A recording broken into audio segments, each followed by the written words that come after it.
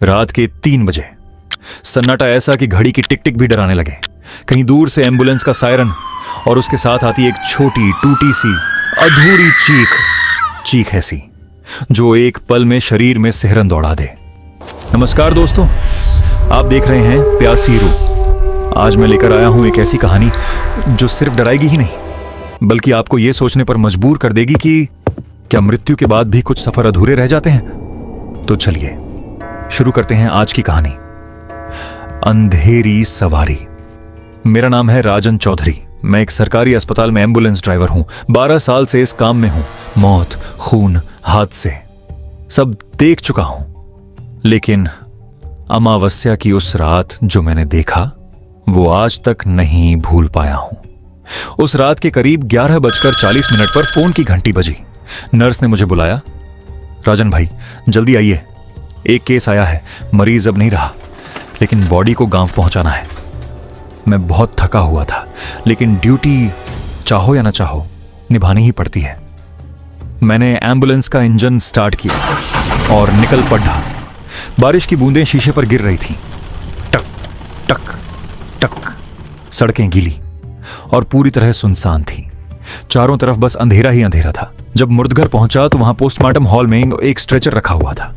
उस पर सफेद चादर से ढकी एक लाश। नाम मनोहर सिंह, उम्र 42, जिसकी मौत एक कार एक्सीडेंट में हुई थी। अटेंडेंट ने ठंडी आवाज में कहा, सावधान रहना, बॉडी को बार बार खुद ही हिलते देखा गया है। मैं हंस पड़ा। सरकारी अस्पताल है, यहां तो जिंदा आदमी को भी लाश समझ लेते हैं। लेकिन दिल के अंदर एक अजीब सी घबराहट उतर गई। रात के ठीक 12 बज चुके थे। मैंने बॉडी को पीछे रखा और एम्बुलेंस आगे बढ़ा दी। हेडलाइट्स घने कोहरे को चीरती जा रही थीं। रेडियो ऑन किया पर सिग्नल गायब, सिर्फ जैसी खड़खड़ाहट। अब मैंने अपना पूरा ध्यान सड़क पर लगाया और गुनगुनाते हुए चल ही रहा था कि कुछ मिनट बाद मेरी नजर रियर मिरर पर पड़ी। मैंने देखा स्ट्रेचर हिल रहा था। पहले मुझे लगा कि सड़क के झटके होंगे, लेकिन फिर स्ट्रेचर लगातार 2 बार धीरे धीरे ऊपर उठा और वापस नीचे गिरा। मैंने तुरंत ब्रेक मारा और पीछे जाकर देखा, सब कुछ ठीक ठाक। मैंने खुद से कहा, शायद थकान का असर होगा। मैंने फिर से एम्बुलेंस आगे बढ़ाई। करीब 15 मिनट बाद मुझे किसी की आवाज सुनाई दी, रुको। मैंने रेडियो देखा, बिल्कुल बंद था। चारों तरफ गहरा सन्नाटा, सिर्फ इंजन की गूंज। फिर वही आवाज, इस बार और साफ सुनाई दी, रुको, मैं यहीं रहता था। मेरी रीढ़ में एक ठंडी लहर दौड़ गई। मैंने पीछे देखा तो लाश वैसे ही पड़ी थी, लेकिन चादर थोड़ी सरकी हुई थी। उसका चेहरा दिख रहा था और उसकी आंखें खुली हुई थीं।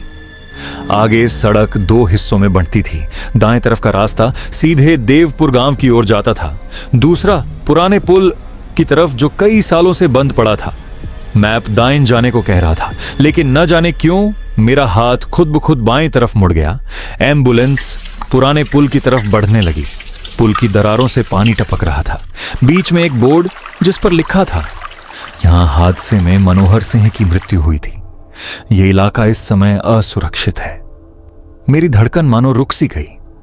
मैं उसी की लाश लेकर जा रहा था जिसकी मौत यहीं हुई थी।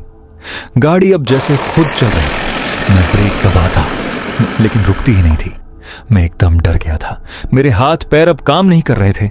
मैं चिल्लाने ही वाला था कि तभी अचानक इंजन धीमा पड़ा और बंद हो गया। मेरे ठीक सामने एक पुराना मंदिर था। टूटी मूर्तियां, बुझी अगरबत्तियां और चारों तरफ राख ही राख थी। मैंने दरवाजा खोला, लेकिन तभी धड़ाम, दरवाजा खुद ही बंद हो गया।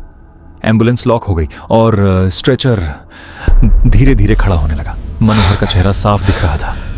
वह हिल रहा था, मानो कोई धीरे धीरे सांस ले रहा हो। मेरे गले से आवाज ही नहीं निकल रही थी। तभी उसकी आवाज गूंजी, मुझे घर नहीं, मंदिर ले जाओ, मेरा एक वादा अधूरा रह गया। मैं सन्न रह गया, फिर भी कांपते हुए बोला, ठीक है, बताओ कहां। वह बोला, सामने में कुआं है, उसी के पास चलो। मैं गाड़ी से उतरा। ठंडी हवा तेज चल रही थी।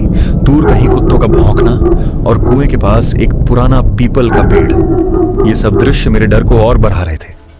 मैंने स्ट्रेचर को गाड़ी से बाहर निकला, धीरे धीरे कुएं के पास पहुंचा और चादर उठाई, लेकिन अंदर कुछ नहीं था।